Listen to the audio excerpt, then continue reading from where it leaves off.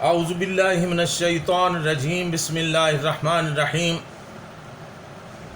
الحمدللہ رب العالمین والصلاة والسلام علی سید الانبیاء والمرسلین وخاتم النبیین۔ معزز ناظرین السلام علیکم ورحمۃ اللہ وبرکاتہ۔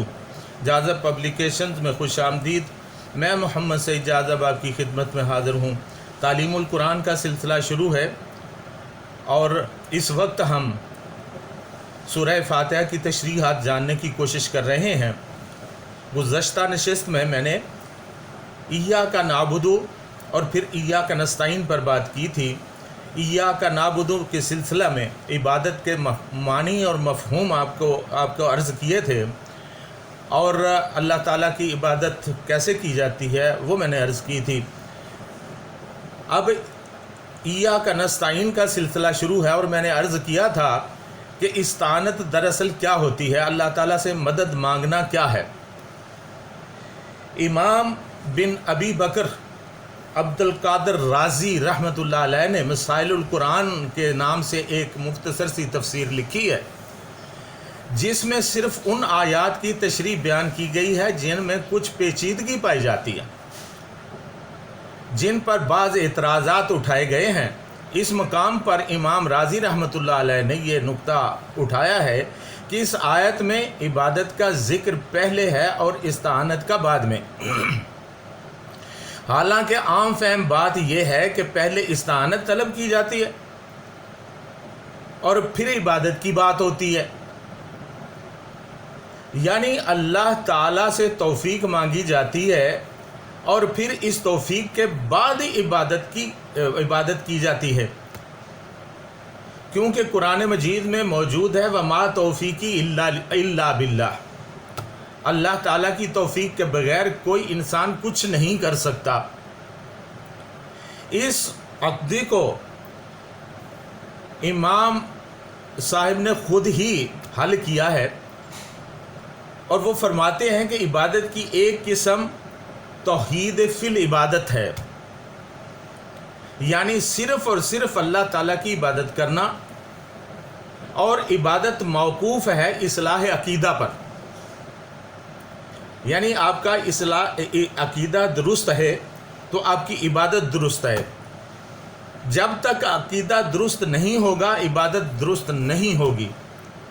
قرآن کریم پارہ نمبر 17 سورۃ الانبیاء آیت نمبر 94 میں موجود ہے فَمَن يَعْمَلْ مِنَ الصَّالِحَاتِ فَهُوَ مُؤْمِنٌ فَلَا كُفْرَانَ لِسَعْيِهِ، پس جو شخص کرتا رہا نیک کام بشرطے کہ وہ مومن ہو تو رائے گاہ نہیں جانے دیا جائے گا اس کی کوشش کو۔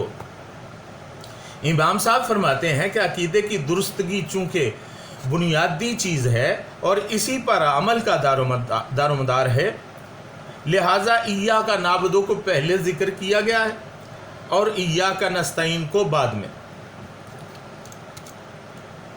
یہ بات بھی یاد رکھنے کی ہے کہ ایاک نستعین کا تعلق ایاک نعبد سے ہے، اور یہ واضح ہے کہ جس صورت میں عبادت کا تعلق اللہ تعالیٰ سے ہے اسی صورت میں استعانت کا تعلق بھی اللہ تعالیٰ سے ہے۔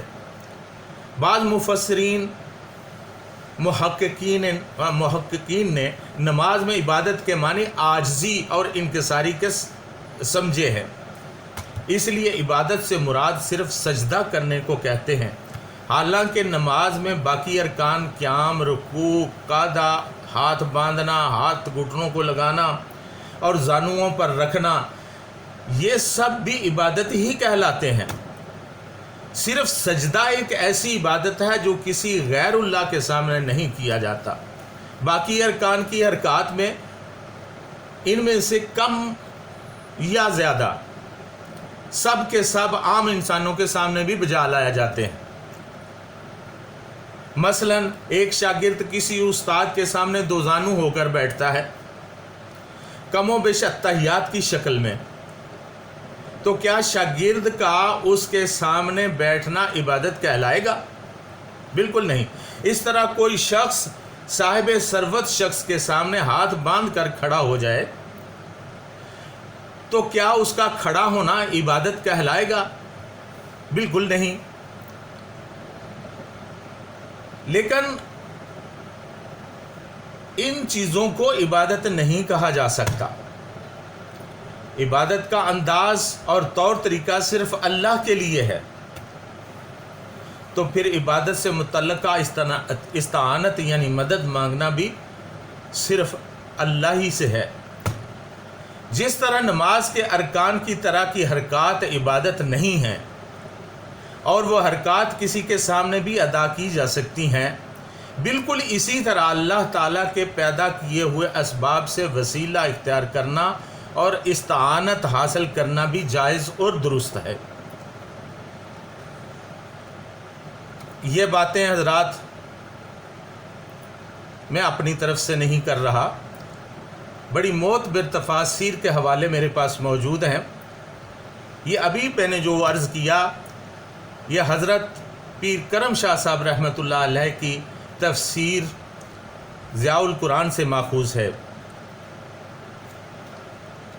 اشرف التفاسیر میں مولانا اشرف علی تھانوی صاحب فرماتے ہیں کہ ایاک نستعین سے حصر استعانت، مسئلہ استعانت کا احاطہ کرنا، حصر کے معنی ہوتے ہیں احاطہ کرنا. تو وہ فرماتے ہیں کہ معلوم ہوا ہے حالانکہ کام کاج میں لوگوں سے استعانت کی جاتی ہے، مراد یہ ہے کہ بالاستدلال کسی کو معین یعنی مدد کرنے والا سمجھ کر سوائے خدا کے کسی سے مدد نہ مانگنا چاہیے. اللہ کے سوا کسی سے مدد نہیں مانگنی چاہیے کہ وہ قادر مطلق یا ہر چیز کی مدد کرنے والا صرف وہی ذات ہے. باقی جو چیزیں لوگوں کے اختیار میں ہیں ان سے مدد لینا جائز ہے، کیونکہ وہاں اس کا غیر مستقل ہونا ظاہر ہے. سب جانتے ہیں کہ ابھی خدا معذور یا بیکار کر دے تو وہ اپنے آپ کو نہیں بچا سکتے. اسی طرح صوفیہ فیوض باطنی میں مشائخ احیاء اور اموات سے مستفید ہوتے ہیں، اور یہ کشف اور تجربہ سے ثابت ہو گیا ہے کہ نفع ہوتا ہے. اس لیے اس نفع کا ظنی اعتقاد رکھنا چاہیے، لیکن اس میں مستقل استعانت کرنا جیسا کہ عوام کا اعتقاد ہوتا ہے کہ وہ مستقل حاجت روا سمجھتے ہیں، بالکل ناجائز ہے.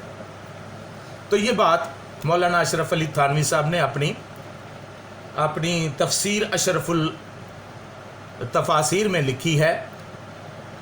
اور باقی بانی دارالعلوم دیوبند حضرت مولانا قاسم نانوتوی نے، میں ایک قصیدہ آپ کو سناتا ہوں، انہوں نے یہ قصیدہ بھی لکھا ہے. مدد کر اے کرم احمدی کے تیرے سوا، نہیں ہے قاسم بے کس کا کوئی حامی کار. دیا ہے حق نے تجھے سب سے مرتبہ عالی، کیا ہے سارے بڑے چھوٹوں کا تجھے سردار. جو تو ہی ہم کو نہ پوچھے تو کون پوچھے گا، بنے گا کون ہمارا تیرے سوا غم خار. ان اشعار کا حاشیہ دیوبند کے مشہور عالم شیخ الحدیث مولانا محمد سرفراز خان صفدر رحمۃ اللہ علیہ نے اپنی کتاب بانی دارالعلوم دیوبند میں تحریر کیا ہے کہ اس مدد سے مافوق الاسباب قسم کی مدد جو خاصہ خدا بندی ہے ہرگز مراد نہیں، جیسا کہ بعض اہل بدعت نے یہ سمجھ رکھا ہے، بلکہ اس سے شفاعت کی مدد مراد ہے جو قیامت کے دن ہوگی. اور اسی عقیدہ کے اس سے پہلے اشعار اس کا واضح کرینہ اور دلیل ہیں، جس سے صاف طور پر شفاعت کا ذکر ہوتا ہے. تو یہاں ناظرین کرام استعانت کا مفہوم کچھ واضح ہوا کہ مدد اللہ سے، کون سی مدد ہے جو اللہ تعالیٰ سے مانگنی ہے اور کون سی مدد ہے جو اللہ کے سوا کسی سے مانگنی ہے، اور کون کون سے عوامل ہیں جو ہم عام دنیا میں رہتے ہوئے ایک دوسرے سے مدد مانگ سکتے ہیں. یہ میں نے مختصراً عرض کیا ہے. اب اس سے آگے انشاءاللہ مزید تفصیلات عرض ہوں گی. فی الوقت اتنا ہی. اجازت چاہوں گا. وما علینا الا البلاغ المبین.